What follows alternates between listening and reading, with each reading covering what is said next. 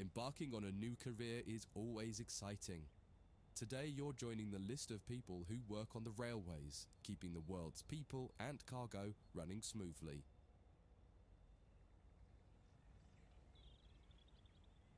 There's a lot to learn, but you'll be taking it step by step.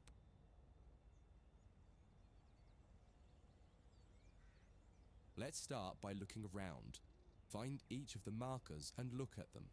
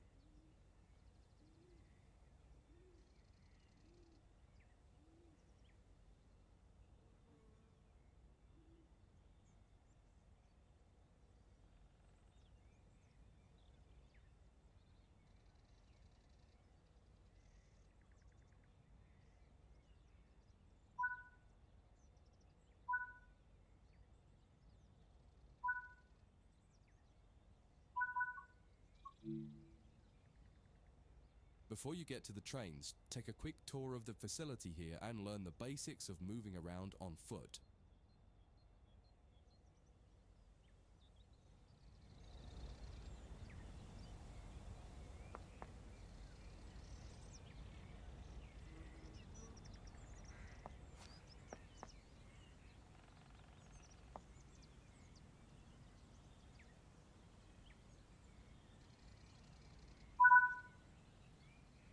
Your current objective is shown in the top left of the screen.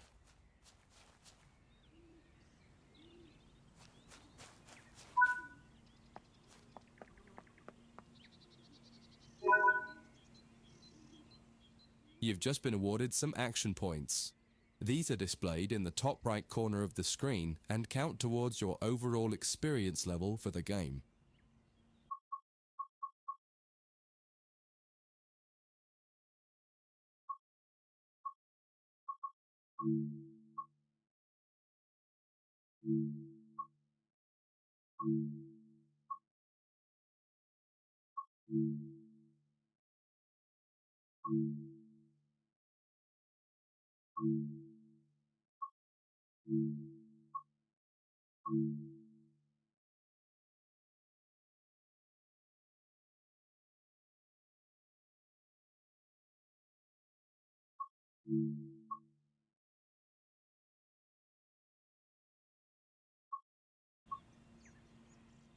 This is one of the many route tasks you can discover. Keep an eye out for other tasks that will ask you to place, collect, or fix a variety of things. Head into the main building to continue your induction. Walk over to the waiting area.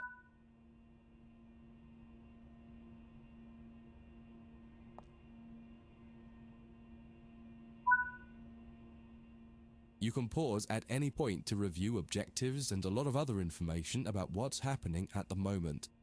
Try it now and then return to the game after you've had a look round.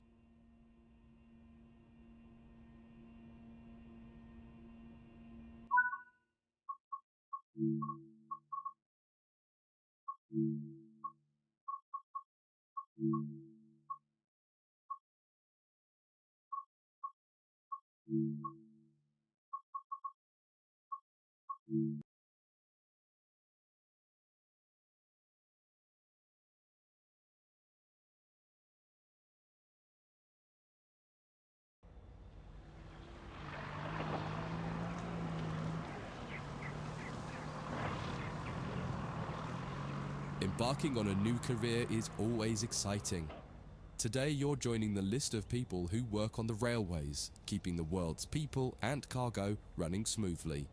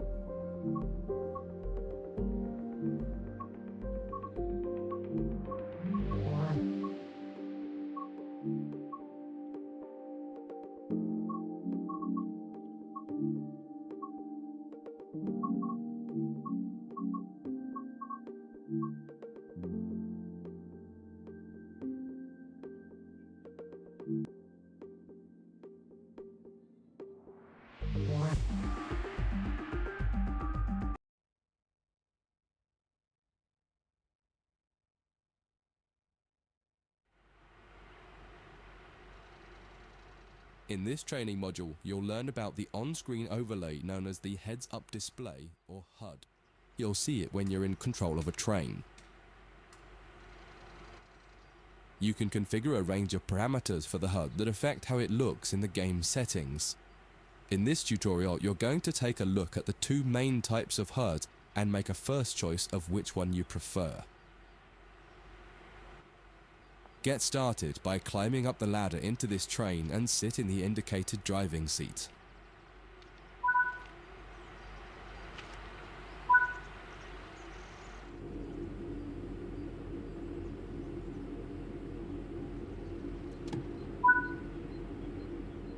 Welcome to the most important seat in the train.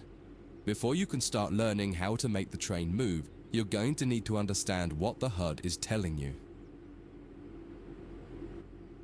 There are three types of HUD. The one you're seeing now is the normal HUD. You'll learn that first, and then take a look at the minimal HUD next. There is also a simple HUD, which is essentially a cut-down version of the normal HUD. The HUD is a guide to show you what the train is doing, how you're doing and what your next objectives are. You can tune what's shown here using the game settings. The main part of the normal HUD is the speed display in the bottom right.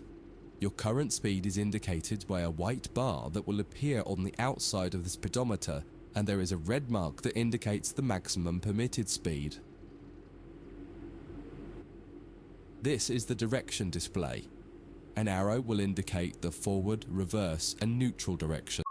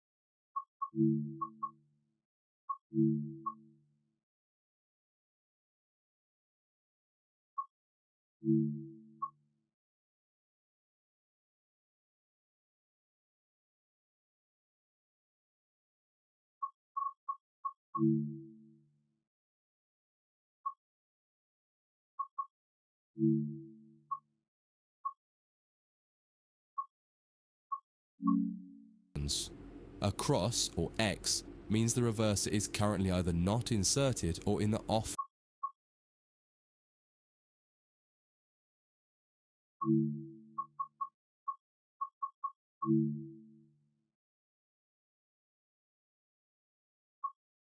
position. This is the power display. A number will indicate what position the power or throttle control is in. If the display is white, it refers to power. If the display is yellow, it means powered braking or dynamic braking.